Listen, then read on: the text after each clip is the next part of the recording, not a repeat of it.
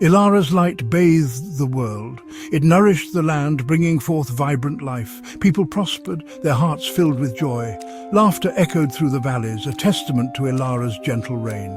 It was a time of peace and abundance, but even in paradise, shadows lurked. They whispered in the forgotten corners, unseen, unheard, waiting. The balance so carefully maintained began to tremble. A new tale was about to unfold.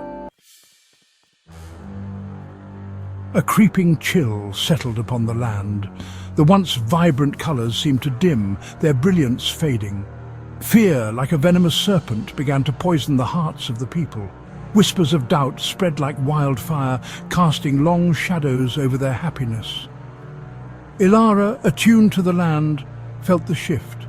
The light, her light, flickered. A darkness, ancient and powerful, was stirring. It threatened to consume everything she held dear. She knew she couldn't face it alone. From across the land, Elara summoned her guardians. 4 there were, each embodying a fundamental aspect of her light. They were her protectors, her confidants, bound to her by fate and duty.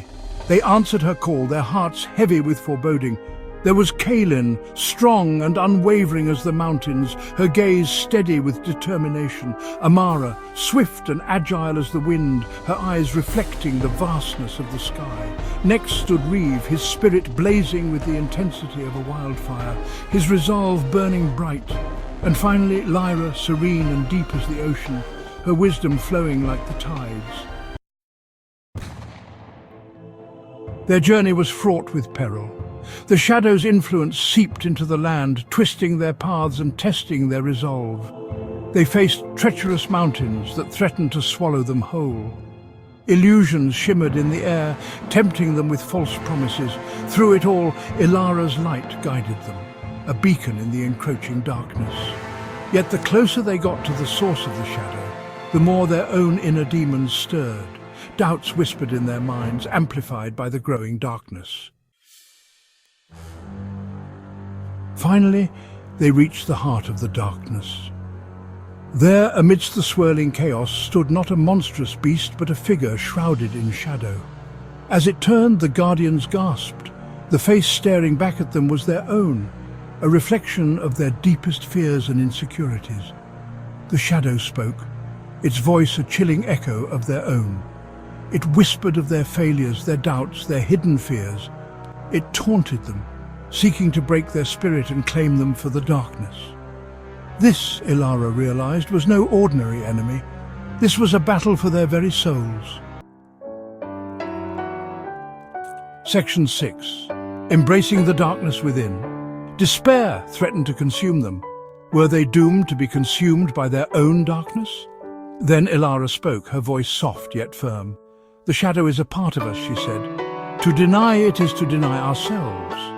One by one, the guardians looked inward. They saw their own flaws, their moments of weakness, their hidden fears. But they also saw their strength, their courage, their love for Elara and for each other. They began to understand. Section 7. The balance restored. With newfound clarity, the guardians faced the shadow. They embraced the darkness within, acknowledging it as a part of themselves. Not something to be feared, but to be understood and balanced. As they did, the shadow began to recede, its power diminishing. The land, sensing the shift, began to heal.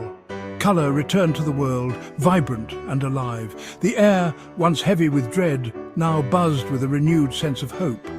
The balance had been restored, but it was a different kind of balance now, one that acknowledged the duality of light and darkness. Section 8. A new dawn. As the first rays of dawn pierced the retreating darkness, Elara and her guardian stood together, forever changed by their ordeal. They had faced their greatest fears and emerged stronger, their bond unbreakable. They understood now that true strength lay not in denying the darkness, but in embracing the entirety of their being. The world had been saved, not by vanquishing the shadow, but by accepting it. A new chapter had begun, one where light and darkness danced in harmonious balance. Section 9. The Eternal Dance. The cycle continued as it always had and always would. Light and shadow forever intertwined, forever dancing their eternal dance. But now there was a deeper understanding. The shadow was not the enemy, but a part of the whole, a reminder that even in darkness there was beauty, and even in light there were shadows. And so the world moved forward, forever changed, forever learning, forever striving for balance. For that was the true nature of existence, the eternal dance of light and shadow.